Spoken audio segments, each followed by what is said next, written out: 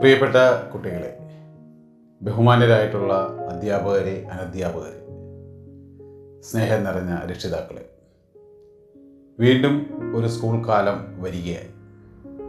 2025 June മാസം 2-ാം തീയതി കേരളത്തിലെ എല്ലാ സ്കൂളുകളും തുറക്കുകയായി. പ്രവേശനോത്സവമായി. നമ്മളുടെ കുട്ടികളാണല്ലോ നമുക്ക് ഏറ്റവും വിലപ്പെട്ടവർ.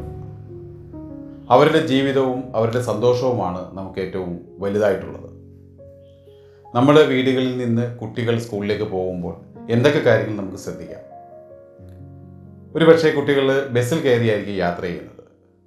അങ്ങനെ ബസ്സിൽ കയറുന്ന സമയത്ത് ഒരുപാട് തിരക്കുള്ള ബസ്സിൽ കയറുമ്പോൾ ആ കുട്ടികൾ ആ ബസ്സിൽ കയറുമ്പോൾ ശ്രദ്ധിക്കേണ്ട കാര്യങ്ങൾ: ബെല്ല് അടിച്ചതിന് ശേഷം മാത്രമേ വിടാവുള്ളൂ എന്ന് ഡ്രൈവറോട്, കണ്ടക്ടറോട് പറയാം. ഇറങ്ങിയതിന് ശേഷം മാത്രമേ ബെല്ലടിക്കാവുള്ളൂ എന്ന് പറയാം. അതല്ലെങ്കിൽ ബസ് സ്റ്റോപ്പിൽ ചെന്ന് നിൽക്കുമ്പോൾ ബസ് നിർത്തുന്ന സമയത്ത് പരിസരം നോക്കിയിട്ട് മാത്രമേ ഓടി ചെല്ലാവുള്ളൂ വണ്ടിയുടെ അടുക്കലേക്ക്. വണ്ടി അല്പം മാറ്റി നിർത്തിക്കഴിഞ്ഞാൽ ആ വണ്ടി കിട്ടിയില്ലെങ്കിലും അടുത്ത വണ്ടിക്ക് പോരാം എന്ന രീതിയിൽ നിങ്ങൾ പ്രിക്കോഷൻസ് ട്രെയിനിങ് കൊടുക്കുക. അതല്ലെങ്കിൽ വണ്ടി നിർത്തുന്നതിന് മുമ്പ് ചാടി ഇറങ്ങുന്ന ഒരു രീതി ഉണ്ടെങ്കിൽ അത് ചെയ്യാതിരിക്കുക. ഇത്തരം കാര്യങ്ങൾ ഒഴിവാക്കുമ്പോൾ വണ്ടിയുമായി ബന്ധപ്പെട്ട കാര്യങ്ങൾ നമുക്ക് ശ്രദ്ധിക്കാൻ പറ്റും. അതോടൊപ്പം സ്കൂൾ ബസ്സിലാണ് പോകുന്നതെങ്കിൽ ഇതേ കാര്യങ്ങൾ തന്നെ. സ്കൂൾ ബസ്സിൽ കയറുന്ന സമയത്ത് കമ്പിയിൽ പിടിച്ച് കയറുമ്പോൾ, കമ്പിയിൽ പിടിച്ചിറങ്ങുമ്പോൾ ഉറപ്പായിട്ടും നല്ല ശ്രദ്ധയോടുകൂടി ചെയ്തില്ലെങ്കിൽ അവിടുന്ന് മഴക്കാലമാകുമ്പോൾ ആ സ്റ്റീൽ കമ്പിയിൽ നിന്ന് കൈ ഇടകറി നമ്മൾ താഴെ വീഴണം. അപ്പം അങ്ങനത്തെ അപകടം നമ്മൾ ഒഴിവാക്കേണ്ടതുണ്ട്. സ്കൂളിൽ കൊണ്ടുവന്ന് വണ്ടി നിർത്തിക്കഴിഞ്ഞാൽ ആ വണ്ടി നിർത്തിയിട്ട് വണ്ടിയുടെ മുമ്പിലേക്കോ പിമ്പിലേക്കോ നേരെ ചെല്ലരുത്. അങ്ങനെ ചെന്ന് കഴിഞ്ഞാൽ ഒരു പക്ഷേ വണ്ടിയിലെ ഡ്രൈവർ കാണാൻ കഴിഞ്ഞില്ല എങ്കിൽ, ചെറിയ കുട്ടികളാണെങ്കിൽ ചിലപ്പോൾ 1-ലോ 2-ലോ ഒക്കെ പഠിക്കാൻ വളരെ ഹൈറ്റ് കുറവായിരിക്കും, ഡ്രൈവർക്ക് ചിലപ്പോൾ കാണാൻ പറ്റാതെ വരും.